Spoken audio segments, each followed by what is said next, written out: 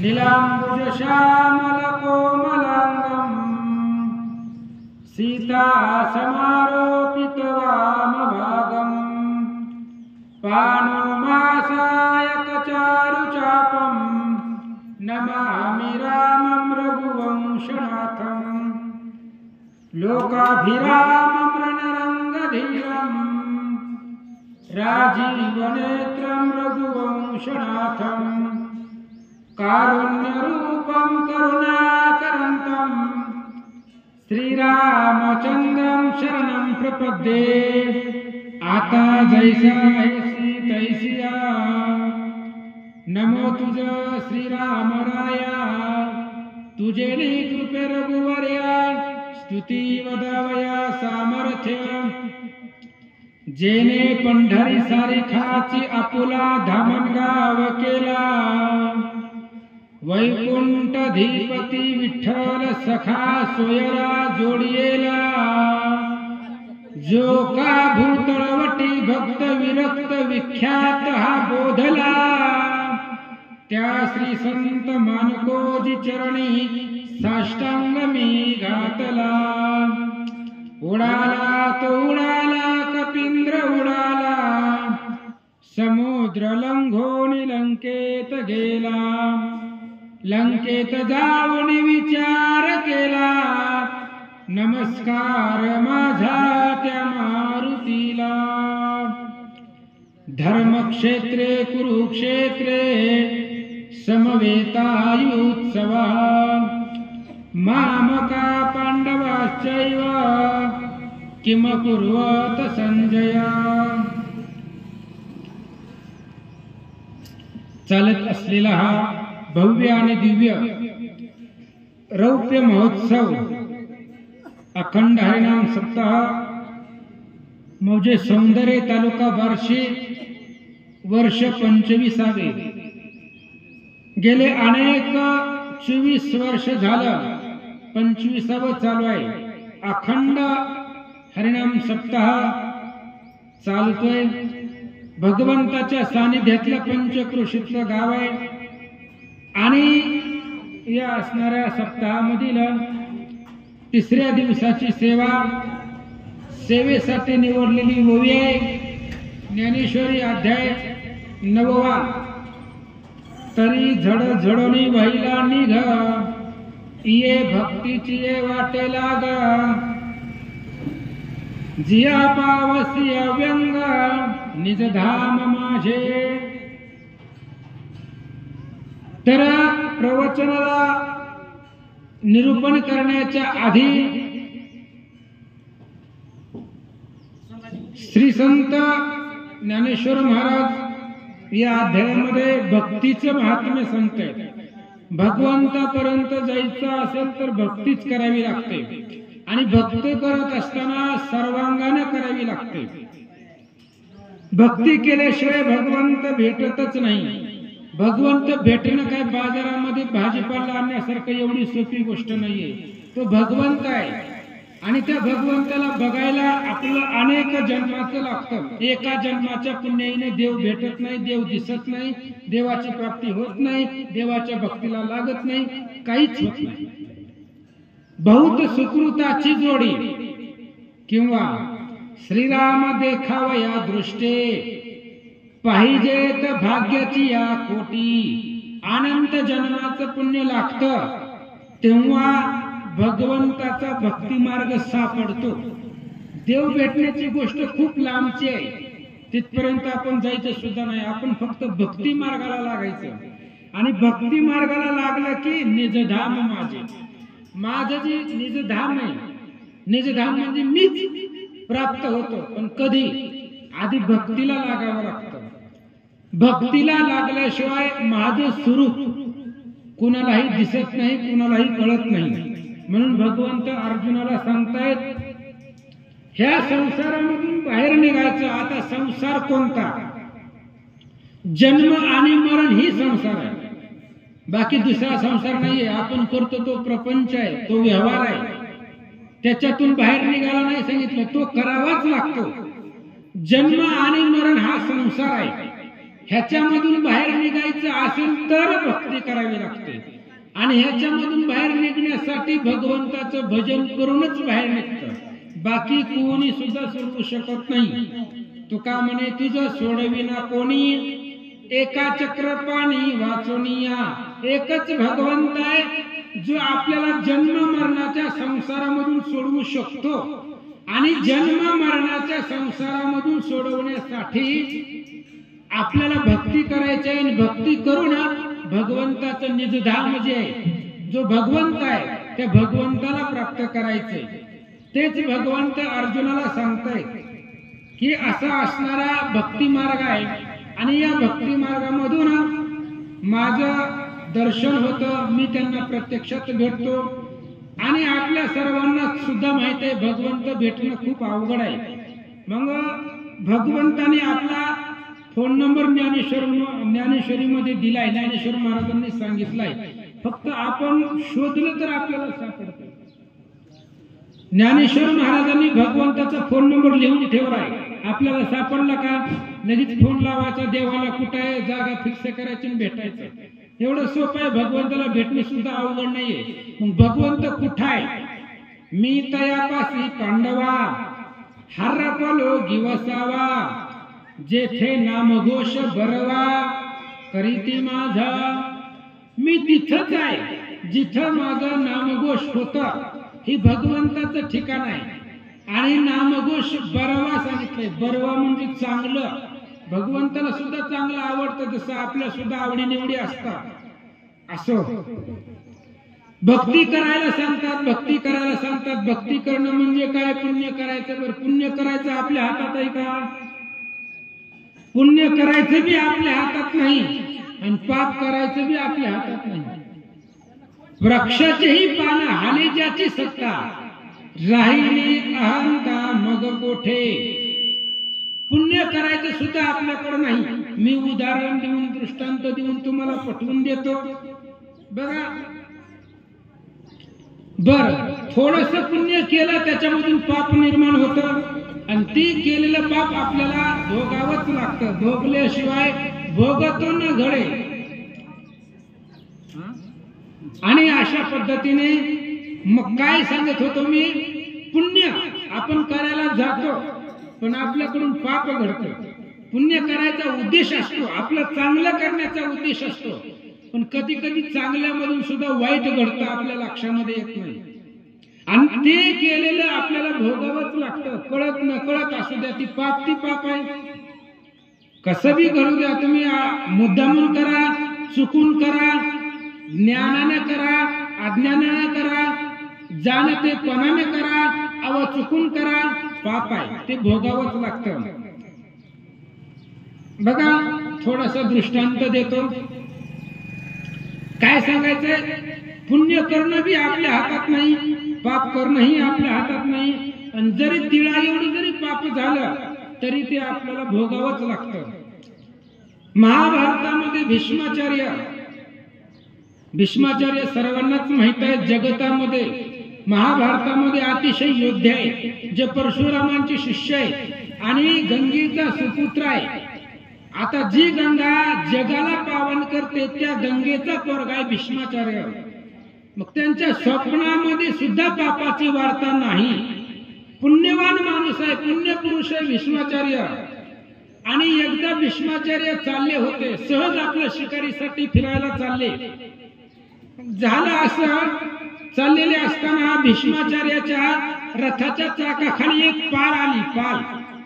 आता भीष्माचार्यांचा उद्देश होता, आपण जर पालीच्या अंगावरून रथ घातला तर ती मरेल, मग तिला वाचवलं पाहिजे. पाल जर मेली तर आपल्याला पाप लागेल. मग ह्या पालीला वाचवणं आपलं कर्तव्य आहे. म्हणून भीष्माचार्याने आपल्या रथाला जो चाबूक होता घोड्यांना मारण्यासाठी, त्या चाबुकाच्या पुढच्या टोक्यानं ती पाल उचलली आणि रस्त्याच्या कडेला फेकली. चाकाच्या कडेला ती पाल फेकली. फेकल्याबरोबर ती पाल एका काट्यावरती जाऊन पडली. म्हणजे एवढीसा काटा त्या पालीला टोचला. पण ती पाल त्या असणाऱ्या काट्यावरती किती वेळ होती? आपल्या घड्याळामध्ये असतं बघा, क्षण, सेकंद, पल हे असतात ना, पल. त्यातलं फक्त 6 पल एवढ्या वेळ ती असणाऱ्या काट्यावरती पाल पडली आणि तेवढंच पाप भीष्माचार्यांना लागलं आणि तेवढ्यामुळंच 6 महिने बाणाच्या टोकावरती झोपावं लागलं. आता ती पाल काट्याच्या टोकावरती कितीवर होती? फक्त पल, 6 पल. सेकंदाच्या आधी सुद्धा आहे ती पल, सेकंदाच्या आधीच आहे, क्षणाच्या आधीच ती पल आहे. ती 6 पल फक्त काट्याच्या टोकावरती पाल पडलेली आणि तेवढ्याच पापामुळं भीष्माचार्यांना 6 महिने त्या असणाऱ्या बाणाच्या टोकावरती झोपावं लागलं. त्याच्यामुळं पापही करणं आपल्या हातात नाही, पुण्यही करणं आपल्या हातात नाही. कधी कधी पुण्य करायचा उद्देश असतो पण आपल्याकडून पाप घडत असतं. अजून एक दृष्टांत मी चलत देतो.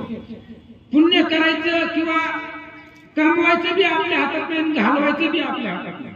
आहे काय आपल्या हातात? आहे का? कमवायचं तरी आहे का हातामध्ये? बरं समजा कमवलं, आता घालवायचंय सगळं आपल्याला घालवून टाकायचंय, विरक्त व्हायचंय, संसारावरती उदास व्हायचंय, कडकडीत वैराग्य प्राप्त करायचंय. म्हणून एका जणाकडे 10 सोन्याच्या मुद्रा होत्या महाराज, लक्षपूर्वक ऐका. म्हणजे घालवायचं सुद्धा आपल्या हातामध्ये नाही हे सांगायचंय मला. कमवायचं तर नाही, ती कमवायचं आपल्या प्रारब्धाच्या आधी नाही असो, पण कमवलेलं घालवणं हे सुद्धा आपल्याकडे नाहीये. टाकून द्यायचं म्हणलं तरी आपल्याला परत भेटत. म्हणजे एखाद्याच्या प्रार्थनामध्ये जर मिळकत असेल तर त्याला मिळतच, त्यानं किती बी घालवण्याचा प्रयत्न करू द्या, प्रार्थनाच्या पलीकडे कोणीच जात नाही. एका माणसाकडे 10 सोन्याच्या मोहरा होत्या आणि त्यानं ते घालवायचं होतं, त्याला देऊन टाकायचं होतं. आपल्यापाशी नको, सोने चांदी आपल्याला काय करायचंय महाराज लोकांना नको. म्हणून त्यानं काय केलं? परत 10 सोन्याच्या मोहरा आपल्याला काय करायचंय? घालवायचंय, दुसऱ्याला द्यायचंय, आपल्याकडे ठेवायचं नाही, घालवायचंय. मग असं कोणीच घेणार नाही. मग काय करावं लागेल? त्याने विचार केला, आपण काय करू? राजाकडे जाऊ आणि राजाचा अपराध करू. अपराध केल्यामुळे राजा आपल्याला दंड देईल, दंड दिला की त्या असणाऱ्या शिक्षामधून वाचण्यासाठी आपण ही 10 मोहरा देऊन टाकून स्वतःचा जीव वाचू. त्याला फक्त घालवायचं होतं आपल्यापासून. मग एका दिवशी त्याने विचार केला, 10 सोन्याच्या मोहरा त्याच्याकडे होत्या, म्हणून तो गेला आणि राजा सिंहासनावरती बसलेला होता. गेला आणि राजाच्या असणाऱ्या डोक्यावर मारलं. त्यानं मारल्याबरोबर राजाचा मुकुट खाली पडला. मुकुट खाली पडल्याबरोबर सैनिकांनी त्याला धरलं. आता त्याला वाटलं जर राजाने आपल्याला सजा दिली तरी 10 सोन्याच्या मोहरा देऊ आणि आपण आपलं त्या सजेमधून मुक्त होऊ. सेवकांनी त्याला धरलं. तेवढ्या वेळामध्ये त्या असणाऱ्या राजाच्या मुकुटाच्या खाली नाग होता. राजाने बघितलं, मुकुटामधून नाग बाहेर निघाला. मग लगेच राजाने सांगितलं, सोडा म्हणले, त्याला सोडून द्या, ह्याच्यामुळे माझा जीव वाचलाय, ह्याला 30 सोन्याच्या मोहरा देऊन टाका. जीव वाचलाय ना, मारलं का असं ना, पण जीव वाचवलाय. मग लगेच सेवकांनी सोडलं, 30 सोन्याच्या मोहरा दिल्या. झाल्या ह्याच्याकडे किती? 40. त्याला घालवायच्या होत्या, 40 झाल्या. मग म्हणला, त्यानं पुन्हा विचार केला, जाऊ द्या म्हणला, आता ही 40 सगळंच घालवायचंय, आता मोठा अपराध करू म्हणला. ही छोट्या छोट्या अपराधानं काय होणार आहे? मोठा अपराध करू म्हणला. मग काय करायचं म्हणला, आता राजाची जी बायको राणी आहे त्या राणीचा अपमान करू. तिचा जर अपमान केला तर राजा आपल्याला मोठी शिक्षा देईल. मग 40च्या 40 सोन्याच्या मोहरा देऊन आपण त्याच्यामधून वाचू. मी काय सांगायलोय, घालवायचं सुद्धा आपल्या हातामध्ये नाही. मग एकदा राणी साहेब जे होत्या त्या असणाऱ्या स्नान कक्षामध्ये, स्नान करण्याचं ग्रह असतं, त्या स्नानगृहामध्ये राणी आंघोळीसाठी गेलेली होती आणि ही असणारा माणूस गेला आणि राणीचा हात धरला आणि राणीला बाहेर ओढलं.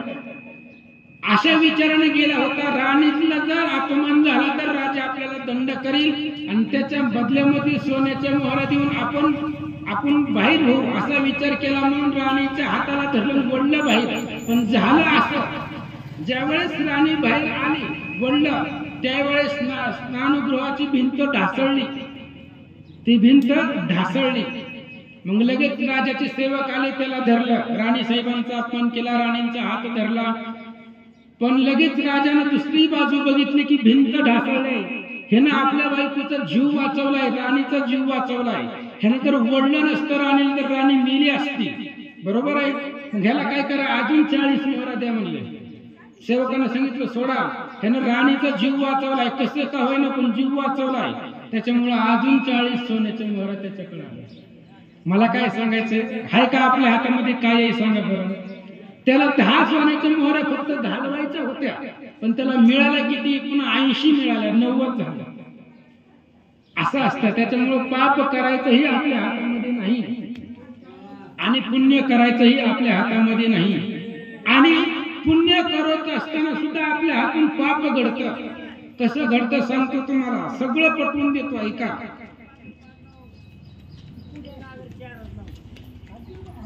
भगवंताची भक्ती करत असताना आपण काय करतो, महादेवाची भक्ती करतो, काही लोक विष्णूची भक्ती करतायत. पण फक्त दोघांपैकी एकाची भक्ती करणं आणि एकाला नाव ठेवणं ही अधपतनाचं लक्षण आहे. त्याच्यामध्ये राजा रावण गेला. राजा रावणानं काय केलं, फक्त महादेवाची भक्ती केली आणि विष्णूची निंदा केली. युद्धकांडाच्या 63व्या अध्यायामध्ये ओवी ते 64वा अध्याय, शिव सर्वस्वी सेविला, विष्णू सर्वस्वी देशीला, तेने भेदे नागावाला, डोल पडीला भजनासी. काय केलं राजा रावणानं, महादेवाचं भजन केलं, अंतकरणापासून केलं, भावार्थापासून केलं, पण विष्णू सर्वस्वी निंदिला. रावणानं जीवन जगत असताना संपूर्ण आयुष्यामध्ये भगवान श्री विष्णूची निंदाच केली. आणि त्याच्यामुळं ज्या राजा रावणाचं मुंडकं महादेवानं आपल्या मस्तकावरती धारण केलेलं आहे, ज्या रावणाने आपलं मुंडकं आळवून महादेवाची भक्ती केलेली आहे, तीच मुंडकं रणांगणावरती त्या मुंडकेला गिधाड खात होती. त्या मुंडक्याला पशु पक्षी, भूत, व्यातळ, शंकिनी, डांकिनी ही खात होते. कशामुळं, विष्णू सर्वस्वी निंदिला. भगवान श्री विष्णूची सर्वस्वानं निंदा केली.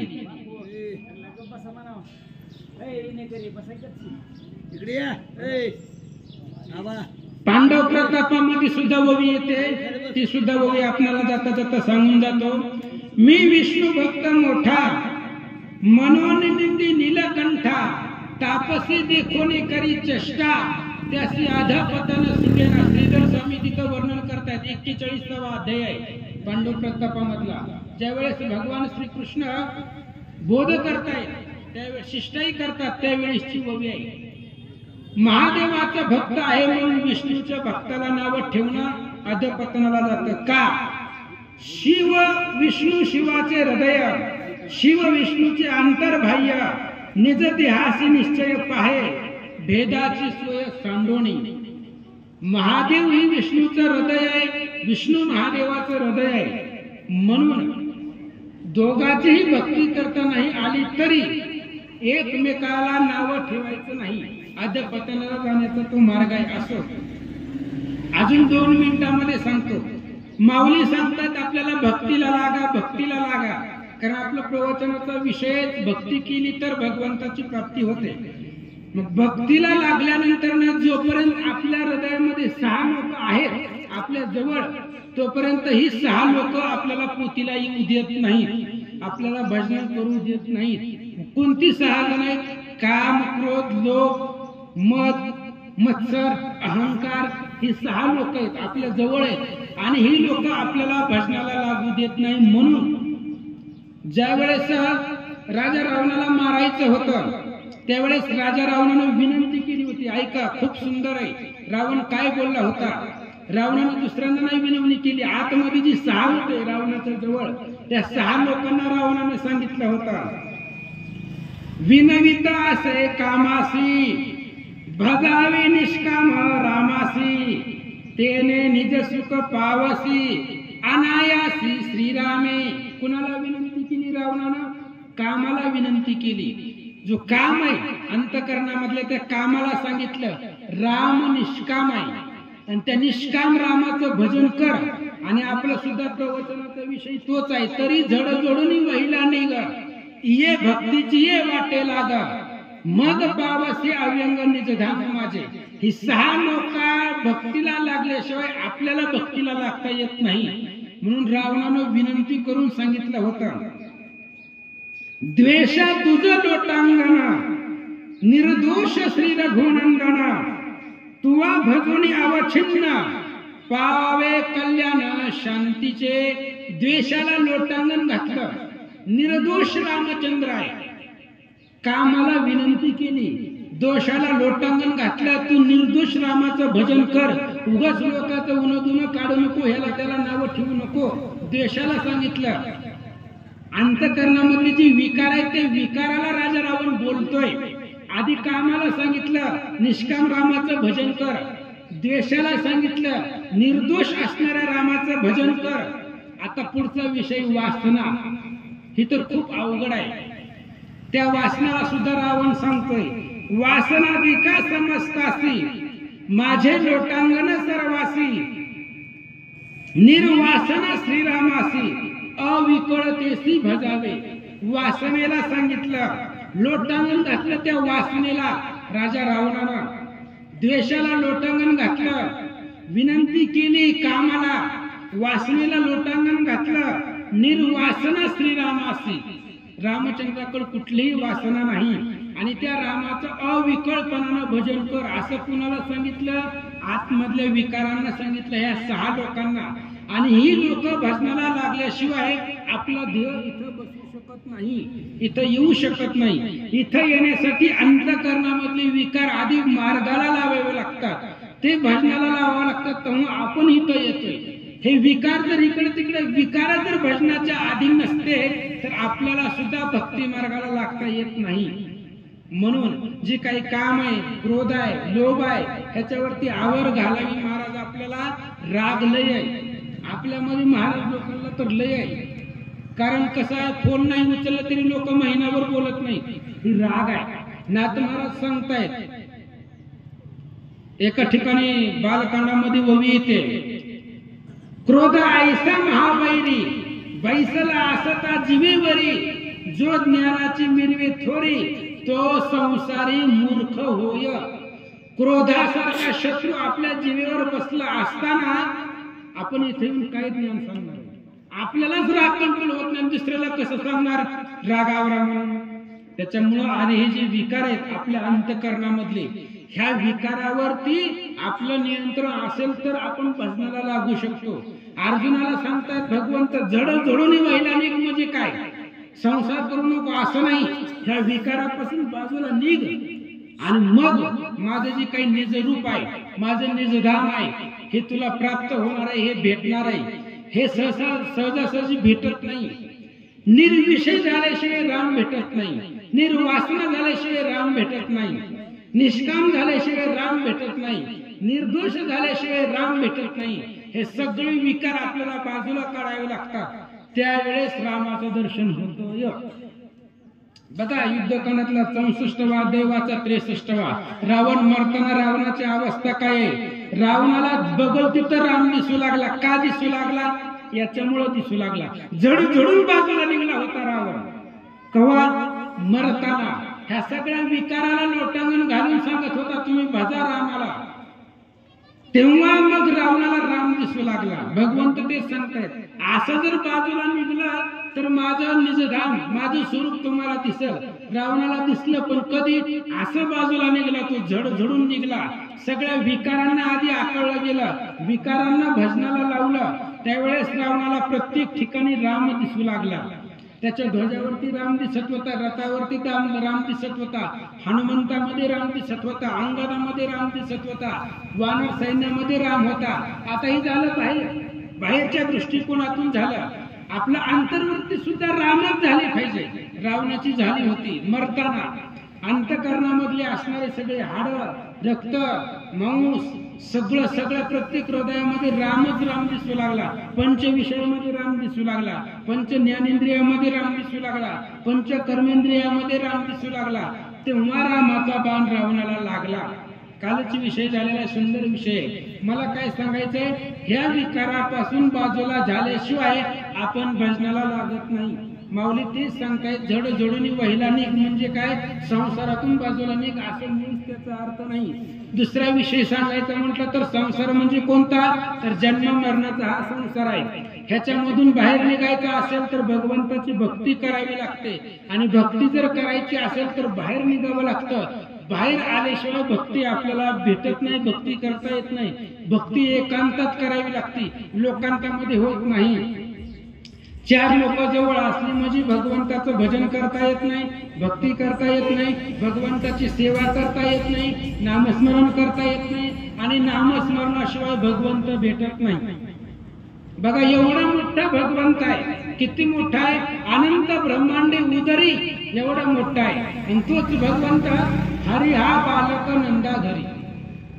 आकळला गेला का नाही भगवंत भक्तीनं. विश्वव्यापक कमळापती भगवंत किती मोठा आहे, विश्वव्यापक व्यापून टाकलेला आहे. आणि त्यासी गवळणी कडिये घेती. आकळलं का नाही भगवंताला, भक्तीनं भावानं भगवंताला आकळता येतं. आणि भगवंत तेच सांगतायत अर्जुनाला, ज्ञानेश्वर माऊली आपल्याला सांगतायत, जर भगवंत तुम्हाला प्राप्त करायचं असेल तर संसारामधून झडून बाहेर निघावं लागतं. आणि बाहेर निघलं तरच माझं जे काही रूप आहे, माझं निजधाम आहे, ते तुम्हाला प्राप्त होणार आहे, ते तुम्हाला भेटणार आहे. म्हणून आणि त्याच्यासाठी आपले जे काही विकार आहेत त्या विकारावरती आपल्याला नियंत्रण ठेवावं लागतं. ऐका, प्रवचन कीर्तन म्हणजे काही इथे येऊन तास तास बडबड करणं म्हणजे असलं नाही. थोडा तरी बदल आपल्या हृदयामध्ये झाला पाहिजे, अंतःकरणामध्ये झाला पाहिजे. मनापासून आपण भक्ती मार्गाला लागलो पाहिजे, शरीराला नाही. शरीराने येतो आपण कीर्तन ऐकतो जातो, पण रात्री कोणता अभंग होता सकाळी लक्षात नसतो महाराज आपल्याला, नसतं, बरोबर आहे. पण मनाने जर आलं तर काला झाल्यावर सुद्धा पहिल्या दिवसाचा अभंग आठवतो. मनापासून जर आपण इथे आलो तर काला झाल्यावर सुद्धा पहिल्या दिवशी कोणता अभंग घेतला होता ते आठवतो आपल्याला. म्हणून मनाने परमार्थ करायचा असतो, शरीराने यावंच लागतं, पण मन सुद्धा बरोबरीला लागतं. कारण मन आपल्याला आवरता येत नाही, म्हणून मनाला मनानेच आवरावं लागतं. बालकांडामध्ये सांगतायत नाथ महाराज, मने मनाते आवरावे, मने मनाते निग्रहावे. ज्ञानेश्वर माऊलीने सांगितलं, मनोमार्गे गेला तो तेथेची मुकला. मनाच्या मार्गाला जायचं नाही, मनाला या मार्गाला आणायचं. आपण मनाच्या मार्गाला जायचं, मनाला इकडं आणायचं. म्हणून मनाला मनानंच नियंत्रण ठेवावं लागतं. असं आणि मनानं इथं आलं तरच आपल्याला भगवंताची भक्ती प्राप्त होते. भगवंताचं जे काही निजधाम आहे ते निजधाम आपल्याला प्राप्त होतं. अनेक पद्धतीने आपल्याला भगवंताचं दर्शन होतं. भगवंत आहे, भगवंताचा साक्षात्कार सुद्धा आजही होतो आणि पुढेही होणार आहे. कारण देव आहे, प्रत्येक ठिकाणी देव आहे, प्रत्येक जळस्थळामध्ये प्रत्येक ठिकाणी भगवंत आहे. वृक्षाचेही पान हाली ज्याची सत्ता, ज्याच्या झाडाशिवाय हे झाडाचं पान सुद्धा हालत नाही, असा तो भगवान परमात्मा आहे. आणि असा असणारा भगवंत प्रत्येक ठिकाणी आहे. फक्त आपण बोलवणं गरजेचं आहे. आपण बोलवलं की लगेच भगवंत हाक मारल्याबरोबर येतो, लगेच येतो. मग असेच महाराजांनी सांगितलं, आले होते ना रामायणाला, त्यावेळेस त्यांनी सांगितलं भगवंत कुठं आहे, देव कुठं आहे, हा त्यांचा विषय होता. स्वरूपवर्णन म्हणजे काय, देव कुठं आहे. मग देव कुठून येत नाही, देव कुठं राहत नाही, देव कुठं जात नाही, फक्त हात मारल्याबरोबर प्रगट होतो, ऑटोमॅटिक समोर येतो. तो भगवंत आहे, त्याला काहीच अवघड नाहीये. काय नव्हे केले त्या भगवंताला काही करता येत नाही, सगळंच करता येतं. आणि त्याच्यासाठी आपण तशी आवाज द्यायला पाहिजे भगवंताला. प्रल्हादासारखी जर हाक मारली तर खांब फोडून येतो, गजेंद्रासारखी हाक मारली तर गरुडाला पाठीमागं टाकून, मनाला पाठीमागं टाकून भगवंत येतो. द्रौपदी सारखी हाक मारली तर जेवणाचं ताट सारून येतो.